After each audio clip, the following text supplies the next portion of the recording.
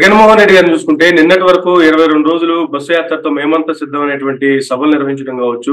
నిన్న టెక్కలిలో ఫైనల్ సభలో కూడా చూసాము. ఆయన ఇచ్చినటువంటి మెసేజ్ కావచ్చు, ప్రజల్లో దారి పొడుగునా వస్తున్నటువంటి రిప్రకేషన్స్, ప్రజలు మేమున్నాం మీకోసం అని చెప్పి వస్తున్నటువంటి ప్రజలు ఇవాళ పులివెందుల్లో ఆయన స్టార్ట్ చేసినటువంటి మొదటి బహిరంగ సభ ఎట్లా చూడాలి సార్? దీన్ని ఏం చెప్తారు సార్ దీనికి సంబంధించి? ఈ బహిరంగ సభ అన్నది ఈ బస్సు యాత్ర యొక్క కంక్లూజన్ అన్నది నిన్నటితో అయిపోయింది ఎక్కడ టెక్కల్లో. ఇవాళ ఏంటంటే ఆయన నామినేషన్ ఏకమునుపు ఆయన సొంత గడ్డలో ఆయన అనే వ్యక్తికి యొక్క సామర్థ్యాన్ని వాళ్ళ బ్రదర్ అవినాష్ గారి సమక్షంలో ఆ నియోజకవర్గ ప్రజలకి తనని తాను ఒక డిఫరెంట్ గా పరిచయం చేసుకున్నాడు. ఏమని అంటే గతంలో ఒక ఎంపీగా అవకాశం ఇచ్చిన, ఒక ఎమ్మెల్యేగా అవకాశం ఇచ్చిన ఆ పులివెందుల గడ్డ ఆయన్ని ఒక ముఖ్యమంత్రిగా చూపించింది.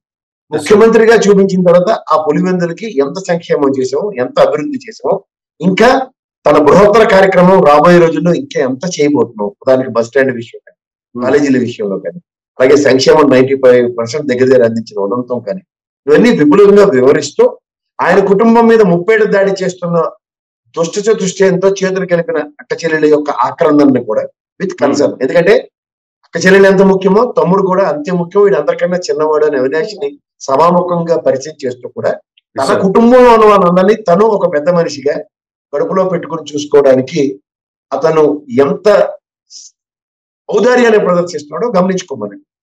ఇక్కడ ఒక విషయం ఏంటంటే ప్రజల్లోకి వెళ్ళిన నాయకుడు, ప్రజానాయకుడి కింద ఆవిష్కరించబడిన అదే పులివెందుల గడ్డ రుణం తీర్చుకోవడానికి వైఎస్ఆర్ కుటుంబం నిరంతరం సమాయత్తమై ప్రజలతోనే మమేకమై ఉన్న దగ్గర తన బదులు తన వంతుగా తన అనే ప్రెజెన్స్ తో మన నామినేషన్ వేసి మీ బిడ్డ మళ్ళీ మీ చెంతకు వచ్చాడు. ఎందుకు వచ్చాడు అంటే ఈ గడ్డ ఒక పుణ్యభూమి ఆయనకి. అయితే ఇక్కడ పుణ్యం చేసుకున్నది ఏంటంటే మా తండ్రికి నాకు ఒక ఆంధ్రప్రదేశ్ అనే రాష్ట్రం ఒక సువర్ణ అవకాశం ఇచ్చింది ముఖ్యమంత్రులుగా ప్రతిష్ఠించింది. ముఖ్యమంత్రిగా ప్రతిష్ఠించిన తదనంతరం సొంత నియోజకవర్గానికి, రాష్ట్రానికి మేము చేసిన మేలు. ఎందుకంటే చరిత్రలో చిరస్థాయిగా నిలవడానికి తండ్రి కొడుకుల ఆశయం ఏది? పేద ప్రజల పెట్రందారీ వ్యవస్థ నుంచి పరిరక్షించడం అనేది ఒక సంకల్పం.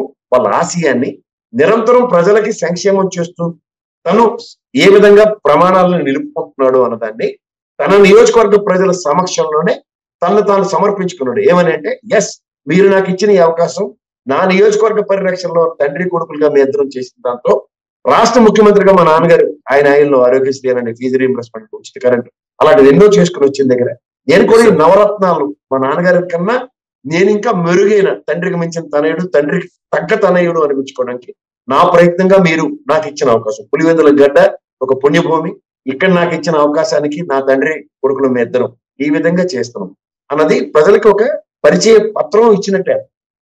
What exactly has done. 5 సంవత్సరాలు మళ్ళీ తనకి అవకాశం కల్పిస్తే, ఎందుకంటే ఇది మన గడ్డ మన అడ్డ, నేను ఇక్కడ పుట్టింది పెరిగింది మీకోసం అన్న దగ్గర ఎవరెవరో వాళ్ళు వైనాడు పులివెందులు అలాంటివి మాట్లాడుతున్నప్పుడు మన మనోభావాలు మనకు గాయపరుచుకోకుండా మనం ఎలా సమాయత్తం దుష్టులు అని మనం చెప్పిన దాని తర్వాత వాళ్ళు ఎలా ఎస్టాబ్లిష్ చేసామో ఈ పెత్తందారీ వ్యవస్థ నుంచి పరిరక్షించడానికి మన ప్రభుత్వం యొక్క ఆవశ్యకత, అంటే మళ్ళీ పునఃస్థాపనకి ఈ ప్రభుత్వం యొక్క అవసరం ఎంత ఉంది అన్నది ప్రజలకి తనంతగా తను ఇచ్చుకున్న ఎక్స్ప్లెనేషన్. ఇది డెఫినెట్ గా లీడ్స్ టు ఏదైనా కార్యక్రమం వాళ్ళ నాన్నగారి సన్నిధిలోను వాళ్ళ నాన్నగారి ఆశీస్సులతోనే అతను ఏ కార్యక్రమమైనా మొదలెడతారు. ఇవాళ ముఖ్యమంత్రి స్థానం అధిరోహించిన తర్వాత కూడా మళ్ళీ పునఃప్రతిష్ఠించుకోవడానికి ముఖ్యమంత్రిగా ఇదే నేల ఇదే కర్మభూమి ఆయనకి, ఆ కర్మభూమి నుంచి తన ఆశయం తన చిత్తశుద్ధి రాబోయే రోజుల్లో ఏం చేయబోతున్నాం ప్రజలకి మళ్ళీ ఇంకోసారి చెప్పుకున్నాడు. This is nothing but A contact renewals. 5 సంవత్సరాలు ఇచ్చిన తర్వాత నేను మీకు ఇది చేశానని ఒక ప్రోగ్రెస్ రిపోర్ట్ ఇస్తే, జస్ట్ లైక్ ప్రజలే దేవుళ్ళు కాబట్టి తల్లిదండ్రుల స్థాయిలో ఉన్న వాళ్ళకి కాబట్టి ప్రోగ్రెస్ రిపోర్ట్ ఇస్తారు. మీ అబ్బాయి ప్రోగ్రెస్ రిపోర్ట్ ఇస్తే మీరు ఏం చేస్తారు? బాగా మార్కులు వస్తే సంతకం పెట్టి, లేదంటే బాగా మార్కులు రాకపోతే నువ్వు మొట్టికెళ్ళేస్తారు. కానీ మీ అబ్బాయి ఒక సెల్ఫ్ ఎక్స్ప్లెనేషన్ ఉంటుంది కదా, నా ఇంగ్లీష్ మార్కులు నాకు తక్కువ వచ్చేట జ్వరం వచ్చింది కానీ నాకు సోషల్ ఎగ్జామ్ లో నేను దీన్ని కవర్ చేశాను, అలాంటివన్నీ చెప్పి ఎక్స్ప్లెనేషన్ లో అతను ఫస్ట్ క్లాస్ మార్కులు తెచ్చాడు అనుకోండి, యువర్ సాటిస్ఫైడ్. అట్లాగే ప్రజాక్షేత్రంలో నేను నవరత్నాలకు ఇచ్చిన ప్రామిస్ కి ఎంత జస్టిఫై చేశానో మీరు నన్ను మెరిటోరియస్ స్టూడెంట్ గా తండ్రి కొడుకులను ఆశీర్వదించిన ఈ గడ్డకి మళ్ళీ మెరిటోరియస్ స్టూడెంట్ గానే మీ దగ్గరికి వస్తున్నాను, మీ ఆశీర్వాదం కావాలని. అదే ఇవాళ సభ యొక్క సారాంశం. మీరు అన్నట్లుగా అవినాష్ రెడ్డి గారిని ఫ్యామిలీలో చిన్నపిల్లలను ఎస్టాబ్లిష్ చేస్తూనే ఒక పక్క చెల్లెళ్ళని ఒక మాట అనకుండా చెల్లెళ్ళని ఏ విధంగా ప్రభావితం చేస్తున్నారో అనేటువంటిది చాలా ఎస్టాబ్లిష్ చేయగలిగారు సార్. అది ఒక విషయం చెప్తా సార్, కంగారు పిల్లల్ని కడుపులో దాచుకుని పెంచుకుంటుంది. ఉమ్, అలా అన్నా చెల్లెల బంధం అన్నది చాలా మందికి సినిమాల్లోనూ డైలీ సీరియల్ చూసి బుర్రపాడైపోయి ఉంది. ఎవరికైనా సరే చెల్లి అక్కల మీద మమకారం చాలా ఎక్కువ ఉంటుంది. yes ఇది sir. మన సంస్కృతి సాంప్రదాయంలో ఒక పార్ట్ అండ్ పార్సల్ అండి. అవును. ఎక్కడో ఒక దగ్గర చిన్న చిన్న ఫ్రిక్షన్స్ ఉన్నాయని చెప్పి కన్సర్నే లేదన్నట్టు మాట్లాడడం మాత్రం చాలా తప్పు సార్. ఉమ్, రాజకీయం వేరు, వ్యక్తిగతం. ఎప్పుడైనా sir. వ్యక్తిగతాన్ని రాజకీయాన్ని ముడిపెట్టి చేసే ఒక వికృత క్రీడకి తెలుగుదేశం అనేది చూసుకుంటే వాళ్ళకి అలవాటు పడిన ప్రయాణం. సొంత మామగారు, సొంత తండ్రిని కూడా ఆ పిల్లలు ఎలా ట్రీట్ చేశారో మనం గమనించాం. yes sir. ఎవడైనా సరే తండ్రికి ఎలాంటి విలువలు ఇస్తారో, ఎలాంటి స్థాయి ఇస్తారు. అతను ఏమీ చేయలేని నిస్సాయ స్థితిలో రామారావు గారి ప్రాణం ఎలా పోయిందో మనం అందరం కలరా చూసాం. yes sir. ఈ నేపథ్యం కలిగిన వాళ్ళు, తన కుటుంబాన్ని ఈ విధంగా చూసిన వాళ్ళు వేరే వాళ్ళ కుటుంబాన్ని ఏ విధంగా చూస్తారో ఇది ఒక ప్రత్యక్ష డెమో.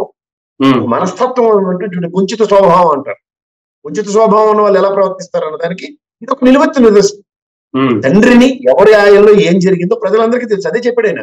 yes sir. ఎవరు చేశారో, ఎందుకు చేశారో కారణం ఇస్ వెరీ క్లియర్. అవును, కడుపు చింపుకుంటే కాలమే పడుతుందన్న మనందరికీ తెలిసిన విషయం. అవును, నేనే అవినాష్ రెడ్డి గారి విషయంలో ఎన్నో సకాల ప్రూఫ్లతో నేనే ఎస్టాబ్లిష్ చేశాను. చిన్న sir. స్థాయిని అది. నేనే చిన్నవాడిని ఇన్ని స్థాయిలో నేను చెప్పగలిగినప్పుడు sir. నిరంతరం కుటుంబంలో మమేకమై, అందులో ముఖ్యంగా వివేకానంద రెడ్డి గారు రాత్రి 11 దాకా అవినాష్ గారితోనే ఉన్నారు అవును, క్యాంపెయినింగ్ లో. అలాంటి వ్యక్తి తెల్లారిసెట్ల మరణం సంబంధించిందంటే వాళ్ళకి ఎంత బాధ ఉంటుంది, ఎంత దిగమింగుకుంటున్నారు.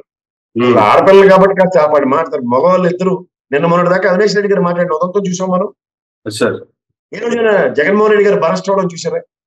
ఉమ్, ఇద్దరు సంయమనం పాటిస్తూ ఇప్పుడు చూడండి, రూమ్ లో కూర్చుని కిల్లినే అలా కొడితే కొడితే తిరగబడుతుంది చూడండి. అలాంటి పరిస్థితి కోరి తెచ్చుకుంటున్నారు. ఉమ్, ఎప్పటికైనా నిజం అన్నది బయటికి రావాలి కదా. అంతేగా. They can suppress. సో ఆ సప్రెషన్ నుంచి వచ్చే సక్సెస్ ఎలా ఉంటుందో వీళ్ళు తట్టుకోలేరు. అందుకనే సముదాయిస్తున్నారు.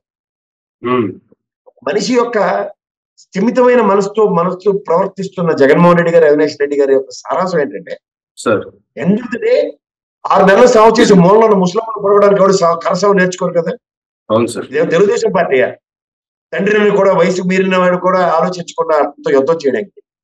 వీళ్ళు ఎంత కాదన్నా ఆడపిల్లలు, ఆ కుటుంబంలో వీళ్ళతో పాటు కడుపును పుట్టిన పిల్లలు, చిన్నపిల్లలు, అన్న చెల్లెల బంధానికి కట్టుబడిన వాళ్ళు చూస్తూ ఎలా డిఫరెంట్ గా ప్రవర్తించగలరు.